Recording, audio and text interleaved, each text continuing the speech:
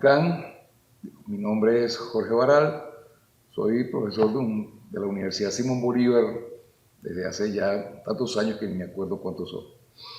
Pero toda mi vida he estado dedicado a la enseñanza en distintas áreas, pero en particular la computación.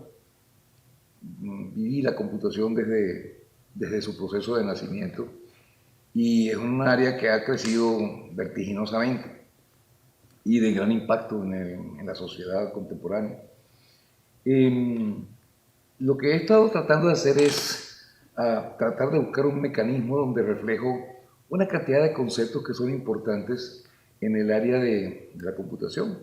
Lo que yo llamo, en realidad mi sueño es hacer algo así como una filosofía de la computación, algo que sustente por qué esa tecnología es tan importante en la historia de la humanidad y que el impacto y por qué razón ha tenido el impacto que está teniendo en este momento.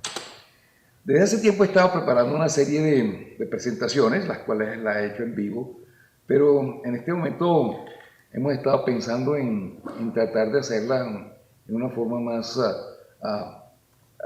abierta, de manera que inclusive puedan seguirse viendo y observando, aun cuando yo no esté presente. En ese sentido, usando la misma tecnología de telecomunicaciones, audio, de video y demás, estamos haciendo este tipo de experimentos o de experiencias a ver cómo se puede transmitir toda esta cadena de conceptos. En buena medida, por mi formación, tengo todas las ideas que están acá, he tratado de hacerlas lo mejor estructurado posible que estaba a mi alcance. Sin embargo, es un aspecto que siempre me ha causado, nunca he estado contento con lo que he ido desarrollando. Y por eso es que realmente escribo muy poco. Es decir, porque realmente siempre tengo una observación a las cosas que he estado desarrollando. Pero llegó el momento de empezar a poner las cosas, aun cuando realmente no esté del todo feliz. Pero de todas formas, estoy tratando de compartir lo que ya por lo menos tengo, aun cuando no sea quizás la última versión. La primera presentación que vamos a ver la he titulado Preámbulo, cuando esto tiene varias partes, posiblemente van a ser varias secciones. Y aquí es donde realmente se hacen una introducción más concreta sobre lo que viene posteriormente. Entonces, en este caso vamos a hablar de algunos aspectos importantes. Primero voy a hablar de pensamiento ingenuo. Quizás en esta parte no vamos a cubrir todos estos aspectos. Y después vamos a cubrir una serie de elementos que están, les he puesto un nombre y un calificativo. El primero es nosotros en el universo y el calificativo es humildad. Aquí lo que quiero transmitir es el concepto de por qué tenemos que ser humildes. Después unas preguntas fundamentales y el concepto que se transmite es curiosidad. Después la idea es ahora hablar del saber, el viaje conceptual, una metáfora, realmente para poder entender la vida y este viaje sobre este universo conceptual, y el castillo. Ya después hablaremos qué quiere decir el castillo. Posiblemente en esta primera presentación vamos a centrarnos solamente en algunos de los aspectos y otras presentaciones veremos los demás. Entonces vamos a comenzar con lo que llamamos el pensamiento ingenuo. En el pensamiento ingenuo, en algún momento oí decirle a alguien que dicen que el pez fue el último en descubrir el agua. Me gustó muchísimo porque efectivamente como el pez está en el agua siempre, no se da cuenta que el agua existe. En esa medida, nosotros con esta forma, con este dicho, se pretende destacar la tendencia natural de los seres humanos a no prestar especial atención a lo que es evidente, lo rutinario, lo cotidiano, lo permanente o constante, a lo que es más de lo mismo, lo que siempre es así y por lo tanto da por sentado. Llama la atención lo que luce diferente, lo que es novedad o noticia, y por eso considera que es distinto. Por lo tanto, puede constituir un enriquecimiento de la visión de su entorno. Ahí está la parte de información, la parte de novedades, de noticias. Pero diferencia, aquí hay un aspecto importante que quiero destacar. Diferencia no es lo mismo que distinción. La diferencia es una separación aparente, de forma fenoménica de nuestros sentidos, de nuestra forma de percibir el mundo. muchas veces lo considera una diferencia real, de forma sustancial. Es el contraste entre el parecer y el ser. Es decir, el mismo objeto puede parecer diferente en distintos momentos y distintos objetos pueden parecer iguales en el mismo momento. Nosotros, por ejemplo, podemos ver a nuestro hijo o a alguien y ver cómo crece, es el mismo hijo, pero cada día es diferente, pero es el mismo, no es distinto. En cambio, podemos ver dos balines, dos esferas que pueden ser iguales, pero son distintas, porque son dos distintas. Al igual que los peces, el ser humano vive inmerso en un océano, pero no de agua, sino de formas que le permiten distinguir lo que quieren y buscan, de lo que quieren y evitan. Tales formas son el producto de contrastes, de rupturas de la uniformidad, como bien lo indica la etimología de esta palabra, uniformidad. No sé si realmente esa es la etimología de la palabra uniformidad, pero luce apropiado destacar que ahí uniforme es que una sola forma. Realmente la uniformidad es algo que nosotros detectamos y mantenemos. Por ello, por naturaleza tiende a desestimar lo que no destaca, a fijarse solo en los quiebres de la continuidad que representa un cambio o alteración de un medio, a lo cual llamamos señal. Pero la captación de estas señales dispara un proceso subsiguiente de interpretación de las mismas, hasta el punto de llegar a considerar que estas formas son auténticas representantes de la realidad. A esta representación del mundo la adopta como conocimiento de la realidad. Nosotros percibimos y realmente aquellas cosas que formamos, aquellas formas que obtenemos y retenemos, que son variantes, que son producto de ese contraste de las variaciones, esas las empezamos a tratar como modelos de una realidad que está afuera de nosotros. Hace ya más de 2 milenios, la humanidad adquirió conciencia del pensamiento crítico y de su valor en la búsqueda del saber. Desde entonces ha habido un enriquecimiento continuo de su comprensión del mundo, que ha llegado a nuestros días a un punto culminante, en lo que se haya dado en llamar la era del conocimiento. Entonces viene el primer punto acá, que nosotros hablaríamos sobre nosotros en el universo. En este punto, el mensaje que se trata de dar es el concepto de humildad. ¿Por qué nosotros debemos ser humildes? Somos una parte de un proceso evolutivo que se empezó hace unos 13.800 millones de años, con la expansión súbita y acelerada de una masa de plasma formada, en este caso, por materia a temperaturas sumamente elevadas.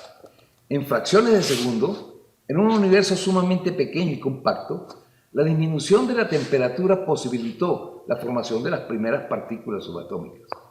A los 3 minutos ya se habían formado los primeros átomos de hidrógeno.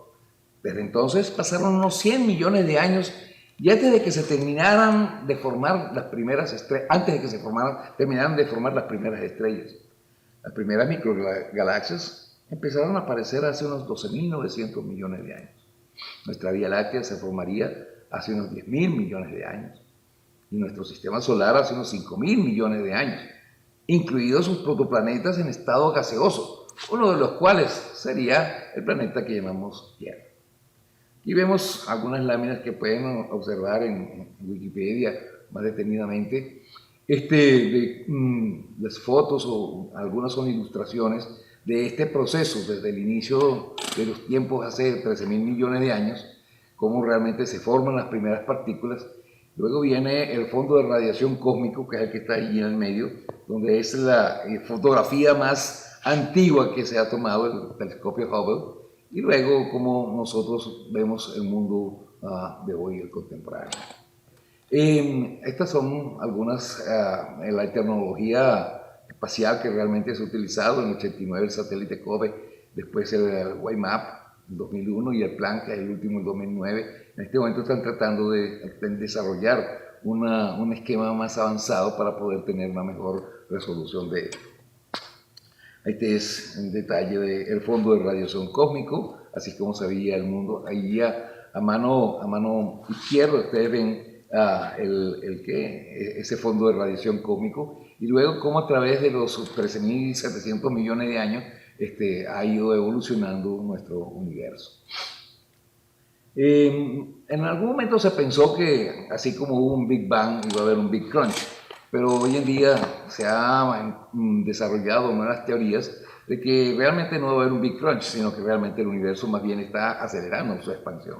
O sea que quizás más bien lo que va a haber es un Big Freeze, un gran congelamiento al final del universo en algún momento, que ya se hacen algunas estimaciones del tiempo, pero les garantizo que no va a ser pronto.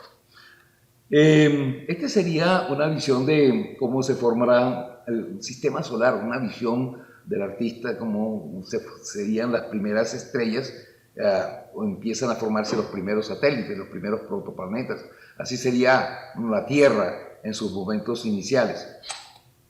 La superficie de nuestro planeta ha estado en forma sólida y líquida solo en los más recientes 4.600 millones de años. Hace unos 3.600 millones de años aparece en la Tierra la vida en forma celular. Es decir, hubo 1.000 millones de años que realmente ya se había empezado a solidificar la Tierra, pero no había vida. La vida surgió después, hace 3.600 millones de años, se estima. Aparece en la vida en forma celular. Claro, habían los componentes básicos para generar la materia orgánica, pero realmente las células más antiguas son de esa edad. La reproducción sexual, que es la que acelera el proceso evolutivo, se conoce desde hace apenas unos 1.200 millones de años. La vida animal desde hace unos 542 millones de años y nuestros antecesores simios desde hace unos 65 millones de años. Aquí también es un gráfico que se puede conseguir en internet, donde realmente se ve este ciclo evolutivo, donde realmente cada vez se han ido formando estructuras más complejas, formas más complejas, y sobre todo el fenómeno de la vida que empiezan a evolucionar a través de los organismos vivientes hasta culminar con el ser humano. Expresado en una escala 1 millón de veces menor, la especie humana se ha desarrollado durante los últimos 200.000 años. Ya no estamos hablando de miles de millones, sino de milenios, de miles de años. Se ha civilizado en los más recientes 12.000 años. Aquí cuando hablo de 12.000 es porque se estima que las primeras ciudades se hicieron a 10.000 años antes de nuestra era. Y como estamos ya en el 2000 y pico de la era, por eso es que realmente le agregó 2000 a lo que oficialmente aparece en los libros de la historia. Con la invención de la escritura, allí es cuando realmente se empieza a pensar que aparece el registro.